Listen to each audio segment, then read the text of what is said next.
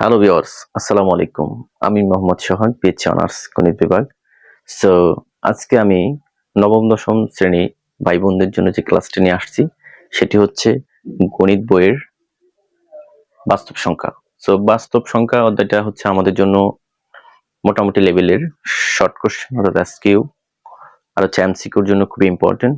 আর যদি কোনো সৃজনশীল আসে তাহলে তো তুমি শেষ করতে পারবা। যদি বেসিকটা যদি তোমার ভালো থাকে, তুমি এই অধ্যায় ভালো পারলে দেখবা সামনের অধ্যায় বা সেট ফাংশন তুমি খুব ভালো বুঝতে পারবা। সো বেসিক থেকে আমি শুরু করতেছি তোমাদের, এবং পর্যায়ক্রমে দেখবা আমি এমসিকিউ সিকিউ সব ক্লাস ধারাবাহিকভাবে নিয়ে আসবো। সো দেখো, আমরা সবাই স্বাভাবিক সংখ্যা চিনি, কিন্তু স্বাভাবিক সংখ্যা হচ্ছে কি? আচ্ছা, স্বাভাবিক সংখ্যা হচ্ছে এক থেকে ধনাত্মক যত সংখ্যা থাকবে সামনে 1 2 3 4 5 6 সব কি স্বাভাবিক সংখ্যা। দেখো 1 2 3 4 5 6 7 8 ডট ডট, এই সংখ্যাগুলো কি স্বাভাবিক সংখ্যা। আমরা যদি নবম শ্রেণীতে পড়ি, নবম দশম শ্রেণীতে পড়ি, তাহলে আমরা ইংলিশে ব্যবহার করব 1 2 3 4 5 6 7 8 9 ডট ডট, এগুলো হচ্ছে কি স্বাভাবিক সংখ্যা। তাহলে স্বাভাবিক সংখ্যা কি তুমি মনে রাখবা, এটাকে আমরা অনেক সময় n দিয়ে প্রকাশ করি। n হচ্ছে কি স্বাভাবিক সংখ্যা, যা তোমার সেট ফাংশন অঙ্ক করতে গেলে তোমার অবশ্যই প্রয়োজন হবে। সেখানে স্বাভাবিক সংখ্যা যখন n দেখবা তখনই বুঝতে হবে তোমার কি স্বাভাবিক সংখ্যা। তাহলে স্বাভাবিক সংখ্যা প্রকাশ করা হয় ধরো বড় হাতের n দিয়ে। সো পূর্ণ সংখ্যাকে প্রকাশ করা হয় জেড দ্বারা, মনে রাখবা। আচ্ছা, পূর্ণ সংখ্যা কি এবং পূর্ণ সংখ্যার যদি আমরা সংখ্যাটা বলতে যাই এবং পূর্ণ সংখ্যার যদি সংজ্ঞা বলতে যাই, তাহলে শূন্য সহ সকল ধনাত্মক এবং ঋণাত্মক সংখ্যাকে পূর্ণ সংখ্যা বলে। আচ্ছা, শূন্য সহ মানে কি? আমি যদি বলি শূন্য সহ একটা ধনাত্মক সংখ্যা ধরলাম, সাপোজ শূন্য ধনাত্মক এবং ঋণাত্মক বলা যাবে না, শূন্য হচ্ছে অলওয়েজ ধনাত্মক।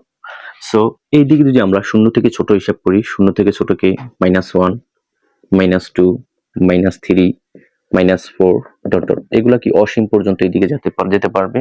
ঠিক এইদিকে 1 2 3 4 5 6 ডট ডট, এখানে অসীম পর্যন্ত যেতে পারবে। অর্থাৎ শূন্য সহ সকল ধনাত্মক এই যে সংখ্যাগুলা, এগুলো সব ধনাত্মক। দেখো, এটার আগে কিছু নেই প্লাস, এটার আগে কিছু নেই প্লাস, এটার কিছু নেই প্লাস, তাহলে অবশ্যই এগুলা কি শূন্য সহ সকল ধনাত্মক। আর শূন্য সহ সকল ঋণাত্মক সংখ্যা যেমন -1 -2 -3 -4, সো এগুলো হচ্ছে কি ঋণাত্মক, মনে রাখবা। এগুলো হচ্ছে কি ঋণাত্মক, আর এগুলো হচ্ছে কি ধনাত্মক।